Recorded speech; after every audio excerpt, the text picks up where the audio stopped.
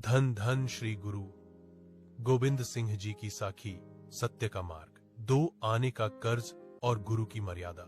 यह उस समय की घटना है जब दशमेश पिता गुरु गोविंद सिंह जी आनंदपुर साहिब के किले को त्यागने के पश्चात अपने जत्थे के साथ कूच कर रहे थे। वातावरण में एक भारीपन था, क्योंकि सिखों ने अपना घर बार और सुख सुविधाएं पीछे छोड़ दी थीं। कठिन समय था, लंबी यात्रा थी और मुगलों का खतरा भी मंडरा रहा था। ऐसे में भूख, प्यास और रसद की व्यवस्था करना भी चुनौतीपूर्ण कार्य था। रास्ते में एक छोटा सा गांव आया, जहां मिट्टी की दीवारों और फूस की छतों वाली कुछ दुकानें थीं। गुरुजी ने वहां एक साधारण सी दुकान के बाहर अपना घोड़ा रोका। उस गरीब दुकानदार के पास जो कुछ भी खाने पीने का सामान उपलब्ध था, गुरुजी के आदेश पर सिखों ने उसे खरीदा ताकि अगले कुछ दिनों के लिए भोजन का प्रबंध हो सके।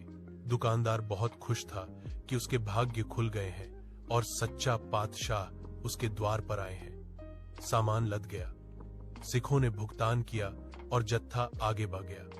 कई मील का सफर तय करने के बाद जब शाम ढलने वाली थी और पांव डालने का समय आया तो गुरुजी अचानक रुके। उन्होंने अपने खजांची हिसाब रखने वाले सिख को पास बुलाया।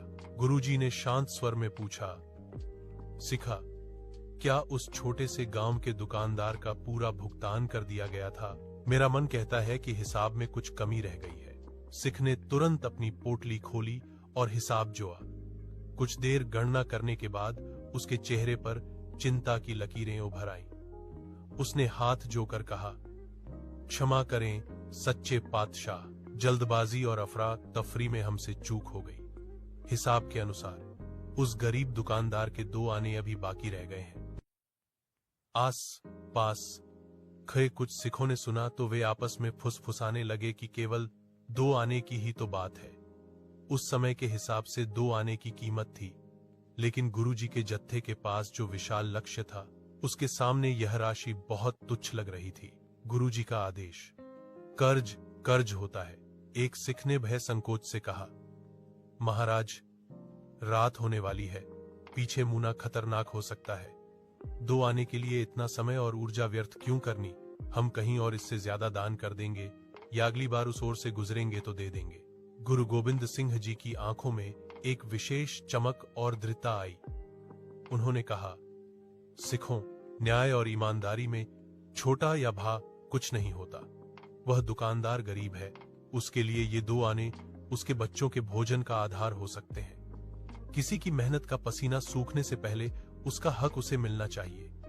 यदि हमारे पास किसी का एक पैसा भी कर्ज रह गया तो हमारा यह पूरा सफर और हमारी अरदास प्रार्थना पवित्र नहीं रह जाएगी। कर्ज एक भारी बोझ है जो आत्मा की उखान रोक देता है।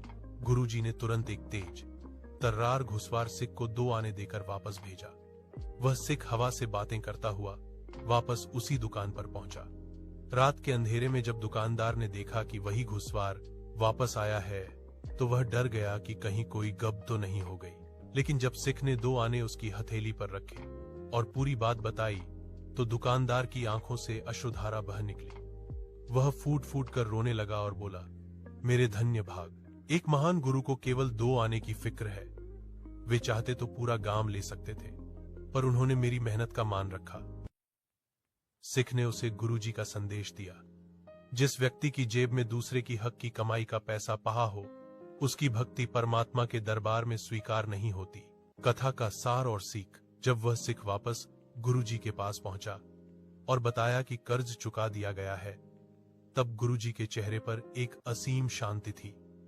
उन्होंने सिखाया कि किरत की कमाई, किसी की मेहनत का हक मारना सबसे बड़ा पाप है। शुद्ध आचरण, धर्म केवल तलवार उठाने या सिमरन करने में नहीं है, बल्कि व्यवहार की शुद्धता में है। छोटा बड़ा, सत्य के तराजू में 2 आने और 2 लाख का वजन एक समान है। इस कथा ने सिखों के मन में ईमानदारी का ऐसा बीज बोया कि आज भी सिख कौम अपनी मेहनत और ईमानदारी के लिए पूरी दुनिया में जानी जाती है। अगर आपको यह साखी अच्छी लगी तो कमेंट बॉक्स में वाहेगुरु जी जरूर लिखें।